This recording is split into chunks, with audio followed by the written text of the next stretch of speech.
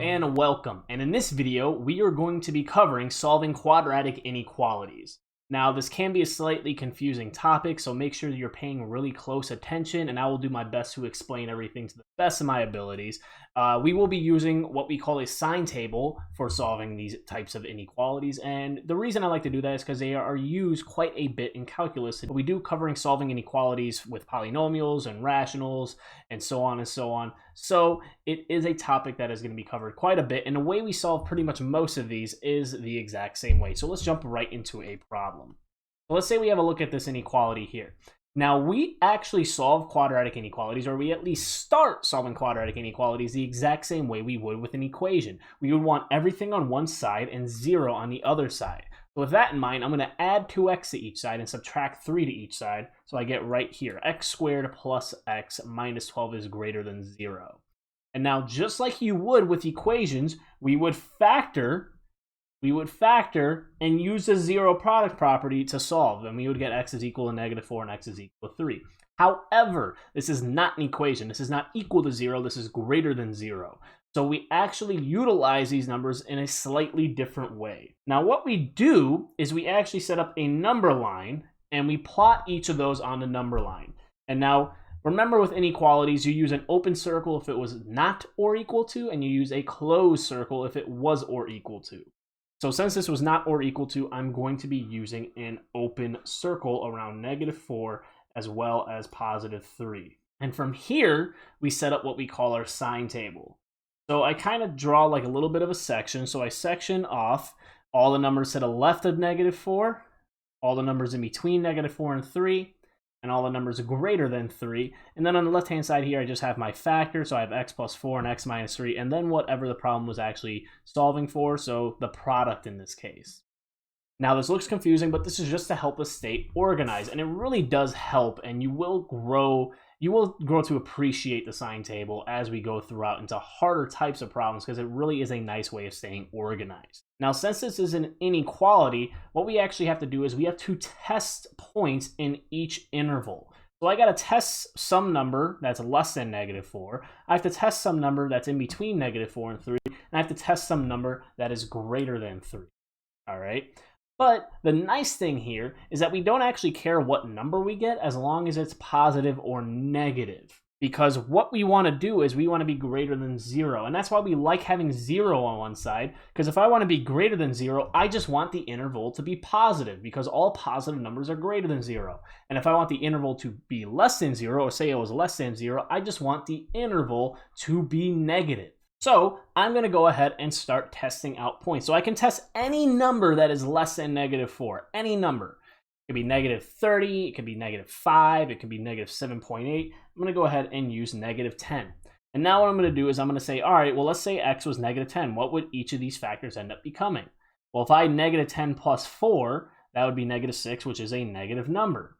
And if I had -10 minus 3, I'm plugging in -10 for x. If I had -10 minus 3, that would be -13, which would be a negative number. And we're multiplying these two. Notice it's x plus 4 times x minus 3, so we're multiplying these two. Well, if I had a negative number and a negative number multiplying, that would end up being a positive number, which means this entire interval here would be positive, all right? So if you plug in any number for x that is less than -4, it's going to end up giving you a positive number. And I would do the same thing for our next interval. So I can test any number that's in between -4 and 3. I'm going to test out 0. Now if I plug in 0 for x, I'm going to have 0 plus 4. Well, that's positive. 0 minus 3, well, that's negative. Well, if I had a positive times a negative, that's going to end up getting me a negative. So this entire interval here is negative. So if I plug in any number that's in between -4 and +3, like 0 or 2 or -2.5, it would end up getting me a negative number. Then, if I test out any number that is greater than 3, I'm going to test out 10. Well, 10 plus 4 would be positive. 10 minus 3 would be positive. If I have a positive number times a positive number, that gets me a positive number. So that means this entire interval here is positive.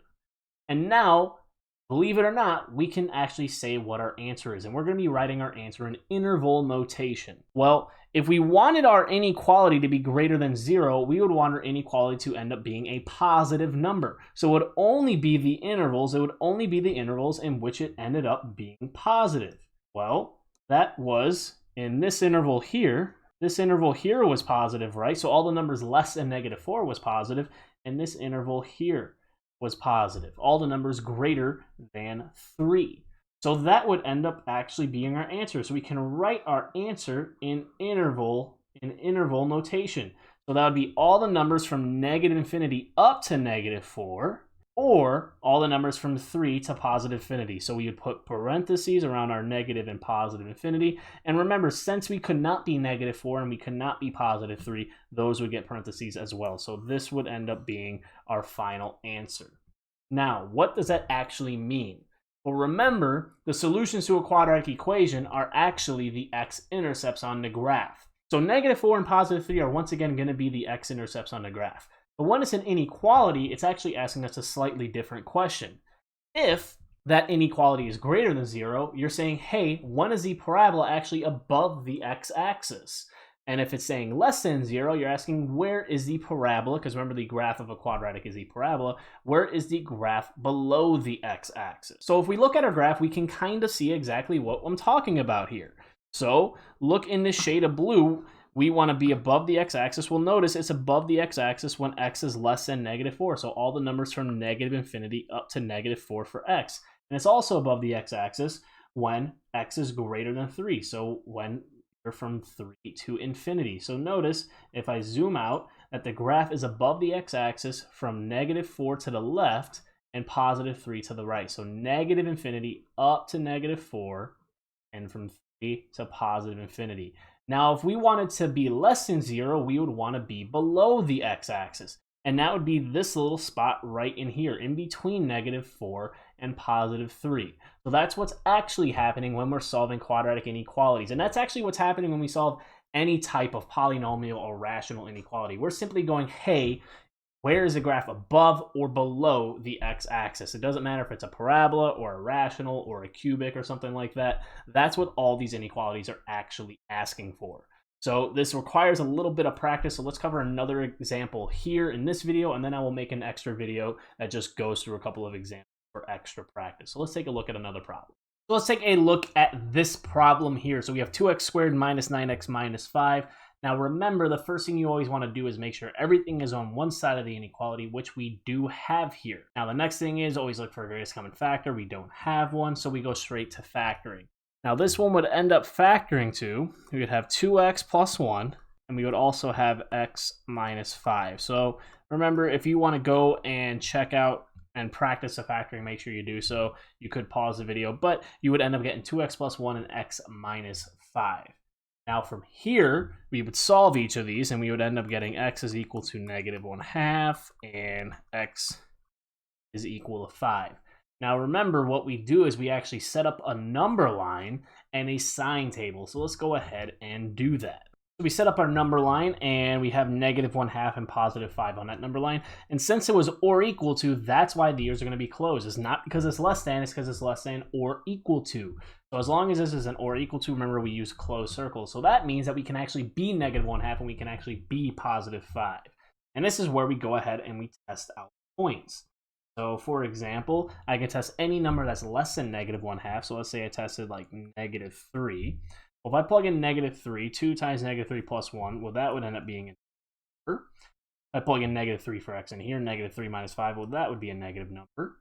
And a negative times a negative ends up getting us a positive. So that means this entire interval here would end up being positive. Now I'd continue. I can test any number in between negative 1/2 and 5. So I can test out like a number 1. If I test out 1, 2 times 1 plus 1, well, that would be positive. 1 minus 5 would be negative, and a positive times a negative is a negative. So this entire interval here is going to end up being negative. Finally, I can test any number that's greater than 5. I can plug in like 20. 2 times 20 plus 1 would be positive. 20 minus 5 would be positive. A positive times a positive is a positive. So this entire interval here would be positive. And now, we would only want the interval or intervals that we were less than or equal to 0. Well, negative numbers are less than 0, so we want the negative interval, and there's only one in this particular problem, and it's right here in the middle.